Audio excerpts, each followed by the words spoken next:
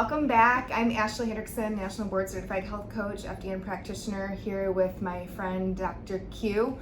Last time we spoke a little bit about what food sensitivities might look like, but today I want to ask Dr. Q how we go about figuring out which foods may be causing us inflammation or the symptoms that we're experiencing. So is there only one way to do it, or are there lots of different ways to figure this out, and how does a patient move through that process? Sure. So the historical way is an elimination diet. So what we would do is we would take kind of the known offenders. So a lot of medical research has gone into what are some of the more common foods that people tend to have issues with. Some of the main ones are wheat and dairy and soy and corn. So these are some of the areas that we will say, let's just pull all these foods out for a set period of time. Usually somewhere around 4 to 6 weeks is where I'll start with people. It's a good enough amount of time for them to really notice a difference by pulling these foods out. And then what we'd want to do is add them back in one at a time, late after we pull them out for a set period. So then they can start to see, am I getting any kind of returning or new symptom from reintroducing that?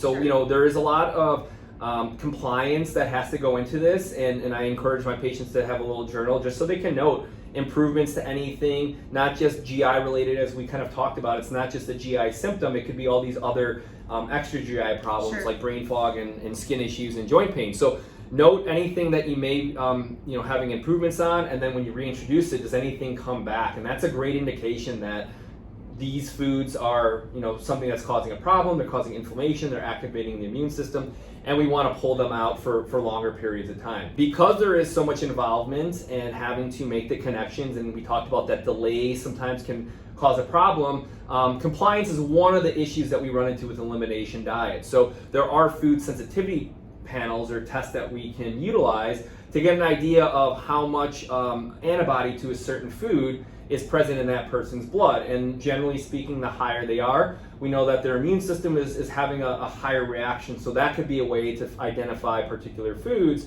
that we want to then pull out. And the helpful thing about that is we talked briefly about not just junk food is a food that can cause a problem, but there could be healthy food. So I have a number of patients that come back with eggs and nuts of varieties, and I believe it or not, even blueberries tend to be out of the fruits, tend to be one of the more higher prevalent foods that come back. And most people that I know love to do blueberries as just a snack or adding blueberries into their morning smoothie. So that could be a daily dose of inflammation that they're getting. And I think that's important to talk about, because what are blueberries known for? They're antioxidants, right? And so it is a superfood. Mm-hmm. If it's a superfood for you. Yes. But because it works for you does not mean it's going to work for me. And so that's why it's important to work with someone like Dr. Q to help identify what's going on with you and take a very personalized, individualized approach to your health and your healing. Health coaching comes in because, as he mentioned, it can be very challenging to stay compliant on these diets. Mm-hmm. And so having someone that can support you, who has walked the walk and is living it right alongside you, really can make a big difference in the success rate of sticking to something like that and really reaping the benefits of it. So if you all are interested and this sounds like something that you're experiencing or maybe struggling with, please reach out to Dr. Q. I'm sure he'd be happy to talk to y'all and get you set up with tests or elimination diets. And if you need some support, the coaching team is here for you as well. There should be links down in the bio, so feel free to reach out, and stay tuned for our next video where we're going to talk about leaky gut. Yeah, because how do we even develop these food sensitivities in the first place? Why are they happening? Exactly. I mean, I could eat blueberries when I was a kid.